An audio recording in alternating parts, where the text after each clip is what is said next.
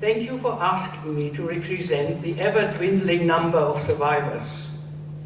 67 years ago, the Russian army reached a place called Auschwitz and liberated a concentration camp that has become since a symbol for the abject depravity to which humans can possibly sink. It took a long time, but finally, 44 years later, that date was chosen as the official day of remembrance.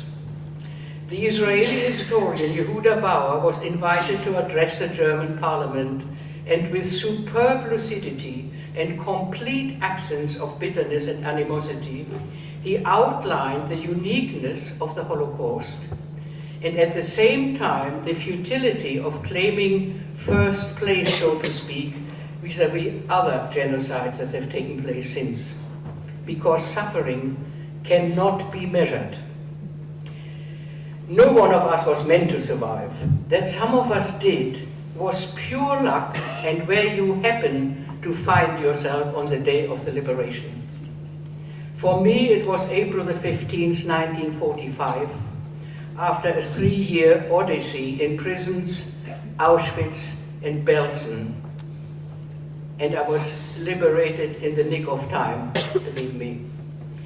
We are all concerned about the future now, and not without reason. Who will keep the memory alive? And most important, how and why? Since, alas, we live in times when murder seems to be the order of the day. Sometimes it is quite difficult to understand who is murdering whom and why. We watch it on the screen now, and we get well-meaning warnings that what we are about to see may be upsetting. I find these warnings very offensive. There is no limit how upset people should be sitting comfortably at home.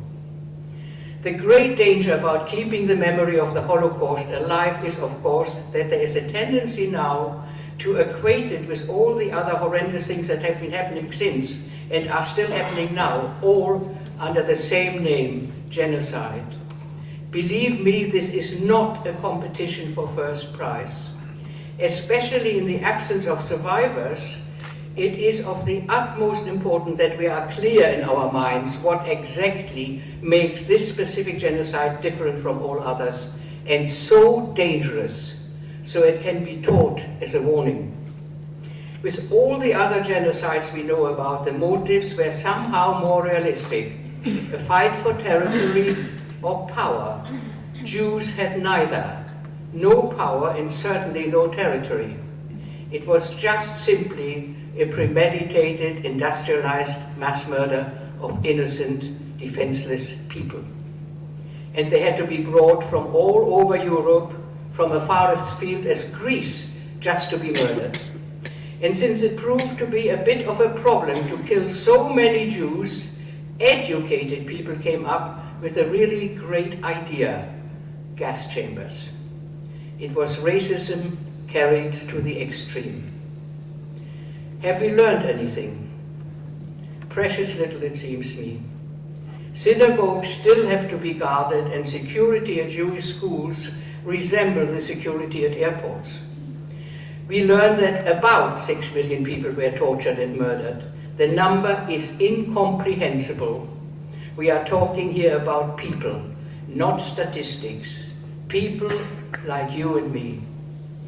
Holocaust Memorial Day is not just about remembering the past, it is also about the future, about our attitude to our fellow human beings, and about the fervent hope that similar travesties will never, ever happen again. And that when we speak up and speak out, that there may be enough people who will actually listen in. You're a survivor of Auschwitz-Birkenau, and I think that what you had to say to us just now places a duty on everybody to transmit your testimony and to memorialize the suffering that you described. And that point is made very powerfully in a poem that I'm going to read by Primo Levi. It's called Shema.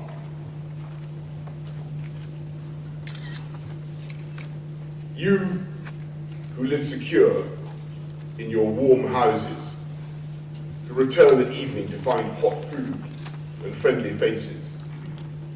Consider whether this is a man who labours in the mud, who knows no peace, who fights for a crust of bread, who dies at a yes or a no. Consider whether this is a woman, without hair or name, with no more strength to remember, eyes empty, and womb cold as a frog in winter. Consider that this has been. I commend these words to you. Engrave them on your hearts. When you are in your house, when you walk away, when you go to bed, when you rise, repeat them to your children. Or may your house crumble, disease render you powerless, your offspring avert their faces from you.